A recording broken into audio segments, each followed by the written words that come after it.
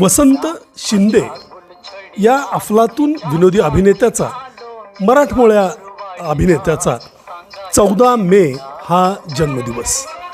आपल्या 75 वर्षांच्या अभिनय प्रवासामध्ये जवळपास 19 मूकपट, 185 चित्रपट, 105 नाटकं आणि 57 लोकनाट्य अशी त्यांची अभिनयाची अफलातून कामगिरी आहे.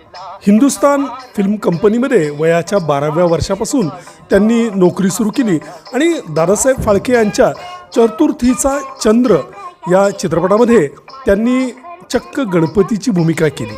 त्यानंतर दादासाहेबांच्याच हाताखाली संत जनाबाई, गोकर्ण महाबळेश्वर, वाली सुग्रीव, भक्त प्रल्हाद, बोलकी तपेली अशा 19 मूकपटात त्यांनी काम केलं.